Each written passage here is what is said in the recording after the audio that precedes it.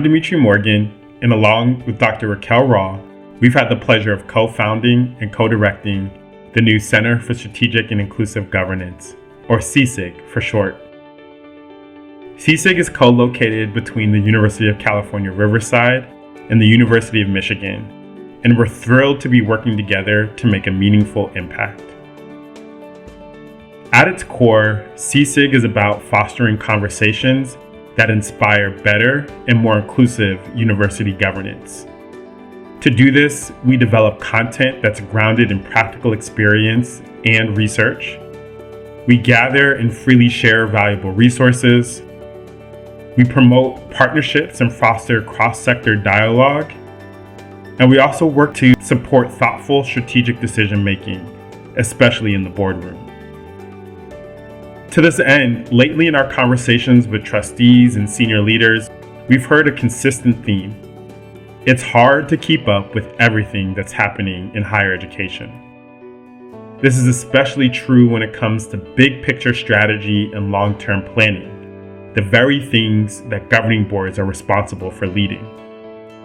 That's why we're excited to share a new video resource, Board Briefing Mission Control. This briefing series offers a clear and simple overview of a current issue in higher education that's tailored specifically for governing boards.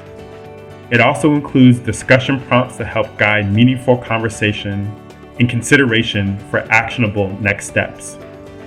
We recommend sharing the video ahead of meetings or setting aside time during your agenda to watch and discuss it as a group.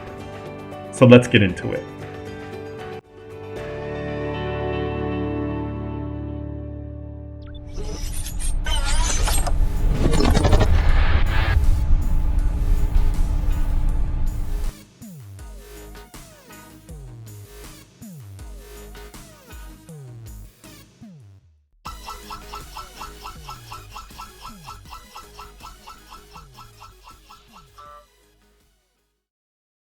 The Situation Report, Higher Education Update. On April 4th, 2025, the United States Supreme Court cleared the way for the Trump administration to cut more than $600 million in teacher training grants tied to diversity, equity, and inclusion initiatives. In a 5-4 ruling, the court overturned a lower court's temporary block, allowing funding cuts to begin immediately, even as the case continues. At the center of the case are two initiatives, the Teacher Quality Partnership and the Supporting Effective Educator Development Programs. Both are designed to recruit and train teachers, particularly in underserved communities. In February, the Department of Education canceled 104 out of 109 approved grants, claiming the programs promoted objectionable DEI content. That sparked legal challenges from the 8 Democratic-led states who argued that the cuts were politically motivated and harmed teacher recruitment efforts. A federal judge in Boston temporarily halted the cuts, but on April 4th, the Supreme Court's conservative majority disagreed. They allowed the cuts to move forward, stating that the states could use their own funds for now and that delaying the cuts might risk the federal government not recovering the funds later. Chief Justice Roberts joined the court's 3 liberal justices in dissent. Justice Kagan questioned the urgency. Justice Jackson called the ruling beyond puzzling. This is part of a broader push to roll back diversity, equity, and inclusion programs, with the administration arguing that these programs promote discrimination. For colleges and universities, especially those with education programs dependent on federal support, this could mean budget shortfalls, paused initiatives, and greater uncertainty about how to stay compliant.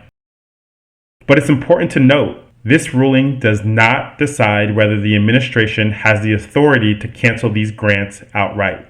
It simply permits them to withhold the funding for now, and confirms where the future legal disputes should be heard.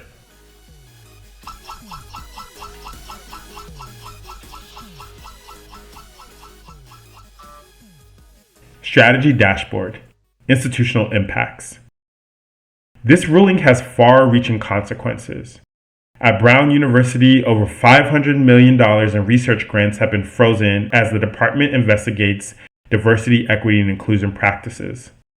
At Harvard, the pressure is mounting to restructure programs to preserve access to nearly $9 billion in federal funds. Faculty at both institutions and across the nation are raising concerns not just about the money, but about academic freedom and institutional independence.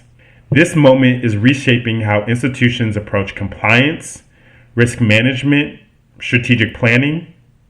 The lawful withholding of funds can force schools to lay off staff, cancel programs, or quickly restructure long-standing efforts. Boards must now factor in political and legal volatility when making decisions about budgets, academic programs, and strategy. Some institutions may need to diversify funding sources or reframe mission-driven initiatives to meet federal expectation. These choices are complex and can lead to campus polarization, making clear and thoughtful communication essential.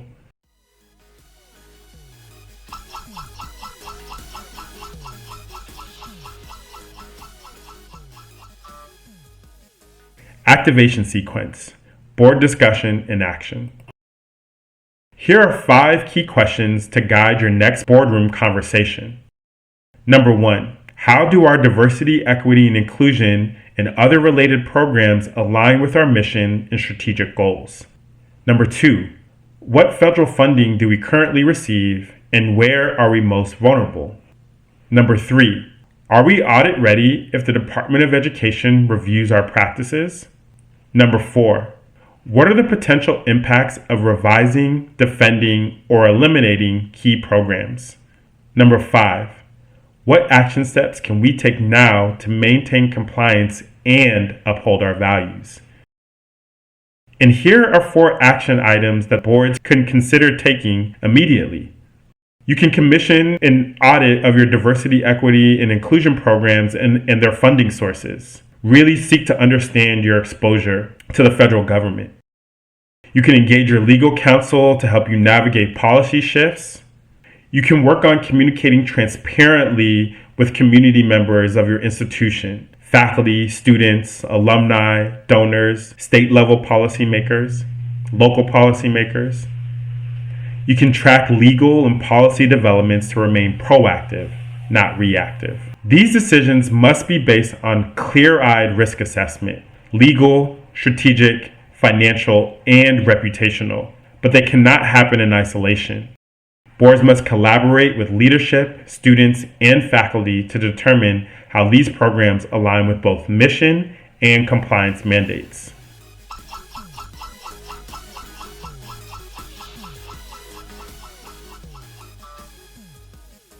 Mission launch. Next steps. As a board, your leadership matters, not just to meet federal requirements, but to ensure that equity and inclusion remain core values. In the coming weeks, we encourage you to conduct a diversity, equity, and inclusion linked funding audit, convene cross-functional leadership to shape your response, review and update your equity and mission statements at the board level. Your board's direction and your institution's values should guide your strategy. The challenges are real, but so are the opportunities for principled, strategic board governance. At the Center for Strategic and Inclusive Governance, we'll continue monitoring developments and providing mission-ready board briefings. Until next time, stay engaged, stay informed, and stay focused on the mission.